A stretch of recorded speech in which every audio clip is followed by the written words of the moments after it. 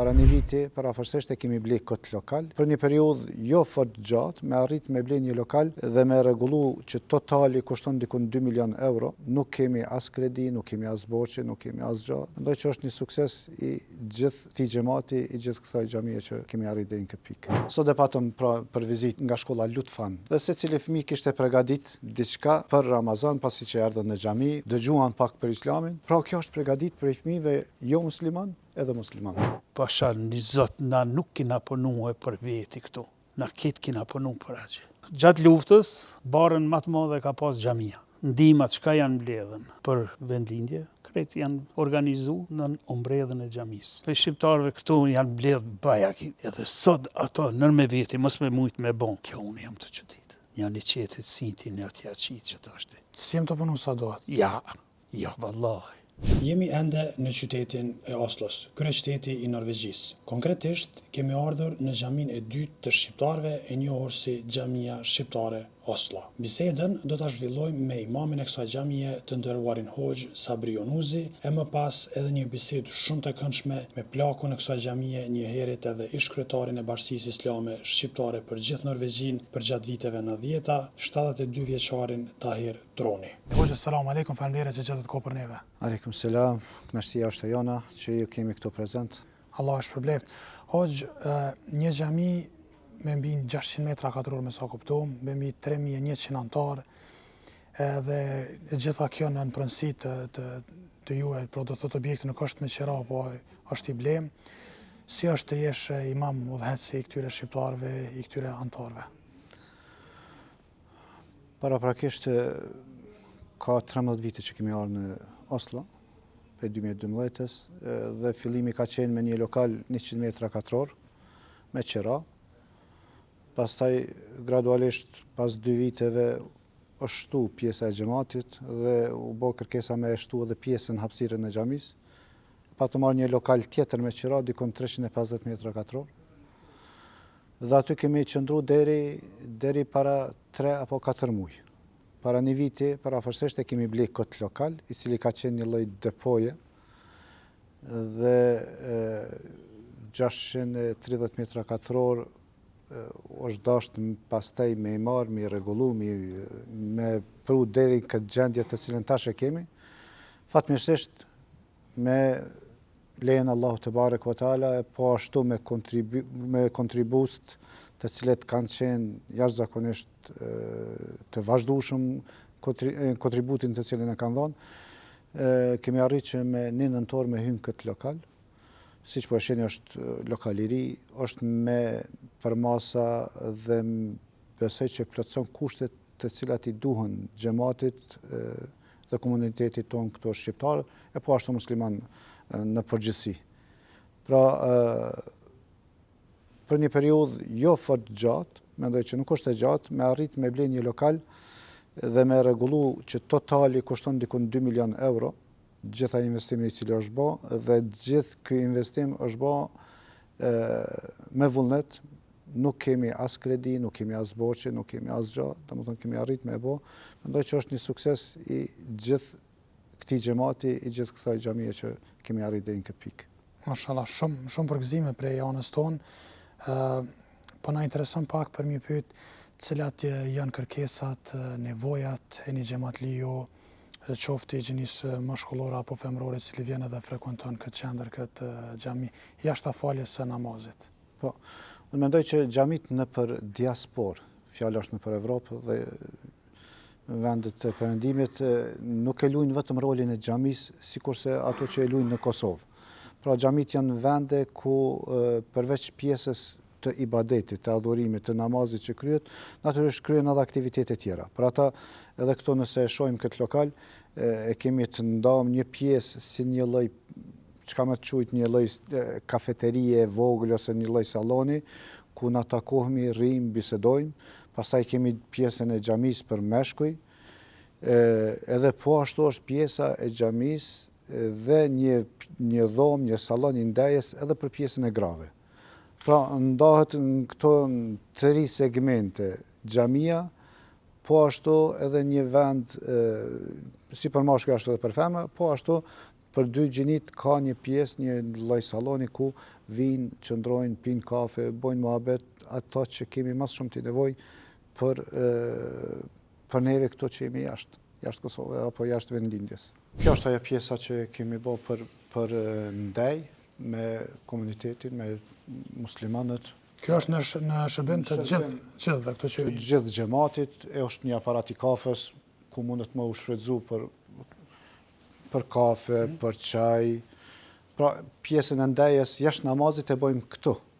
E po ashtu kjo na ndihmon edhe pastaj në kohën e Ramazanit kur dojmë të organizojmë iftare, gjëra të tilla, pra për takime të ndryshme, është një pjesë ku na e gjejmë veten. Mboni përshtypje një kup këto anën e Majt.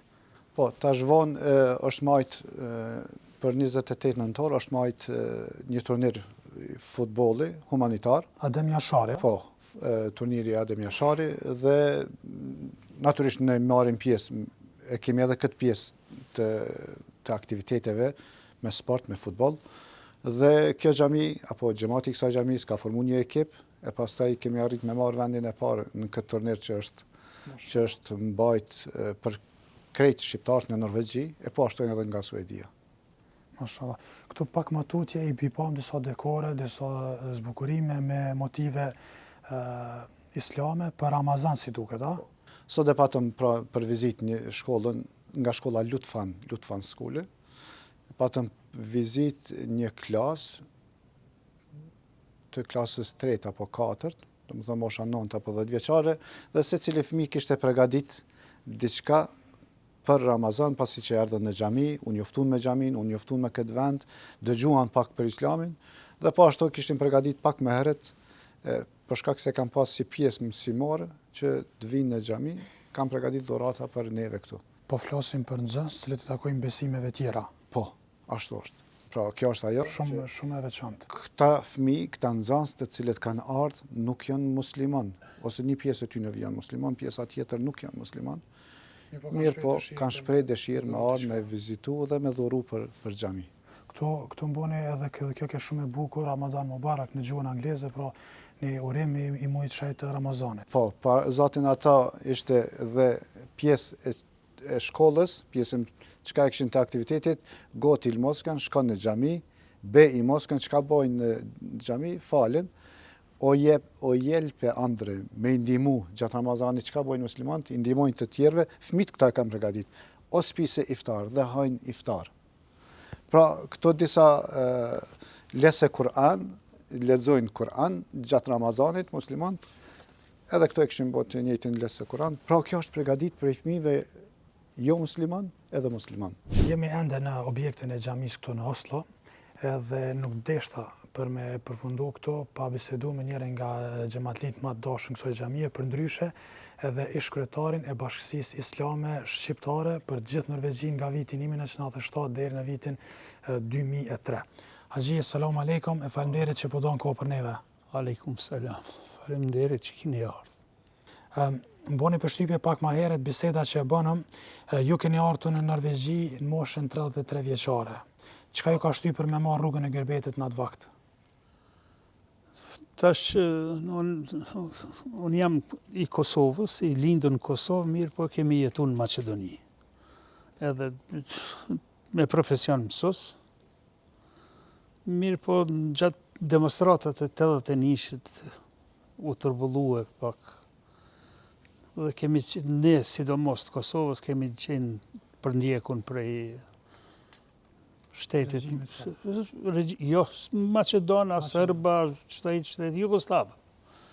Edhe u detyruar për 81-shës, deri në 86-ën, diçish, pasi e pashqës u desh mu largu. Gjatë saj kohës sa keni ardhur në Norvegji, ju nuk i keni nal aktivitetet. Ja, nuk asnjëherë.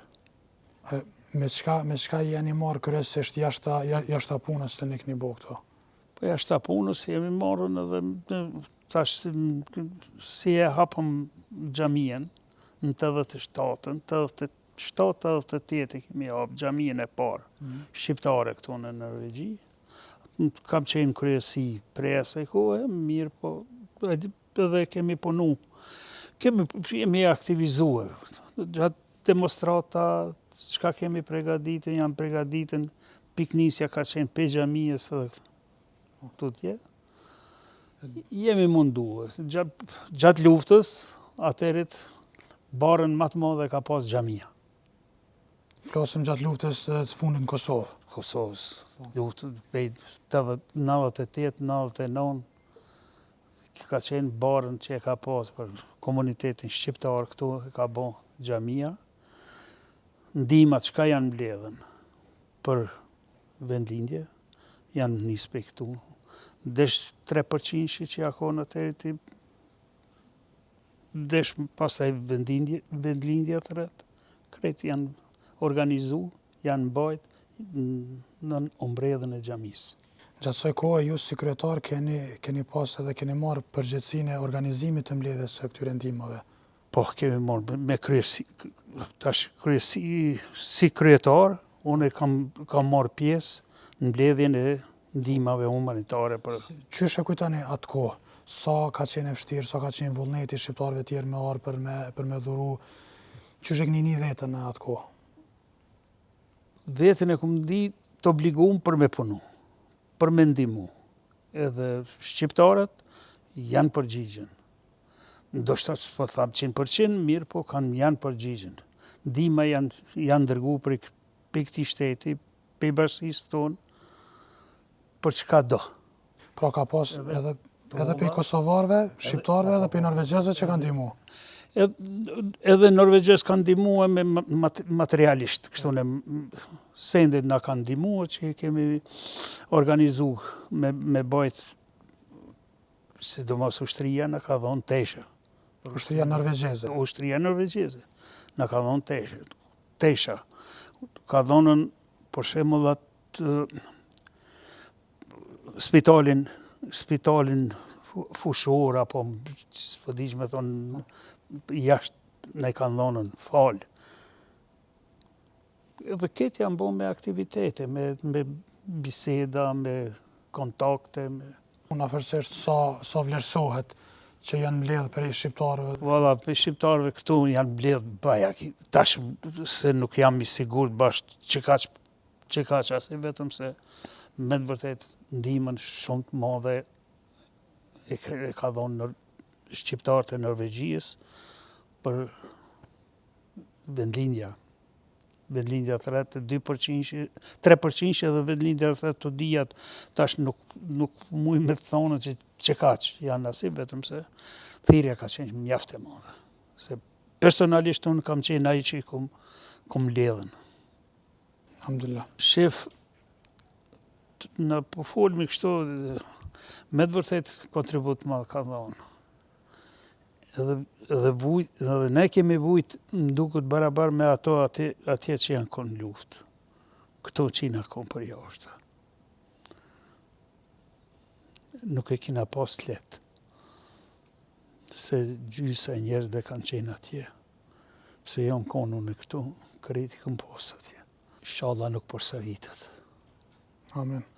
Inshallah, vetëm se duhet me punu mos mu përsërit. Një një qetit sinti në atja qitë që të ashti. Si jem të punu sa dohet? Ja, vallahi. Ku jena të gabu mas shumë të? Interesi personal. Pasha një zot, na nuk kina punu e për veti këtu. Na ketë kina punu për aqë. Edhe sot ato nër me veti, mos me mujt me bon. Kjo unë jam të qëtit. Unë se di qish janë eduku ato njerës. Nështë kushe për hatër të punës edhe të njerëzve t'juja që e këni bot punës t'ju, ishtë dash nështë na për me punu ma shumë. Po, që ta shtë unë nuk jam agje. Po për veti punoni, bre. Për veti punoni. Në që inshallah të rojna shnet, Faleminderit. e bereqet njet, e gjefat mirat. Allah o të rujt. Amin edhe ju, inshallah. Amin, faleminderit.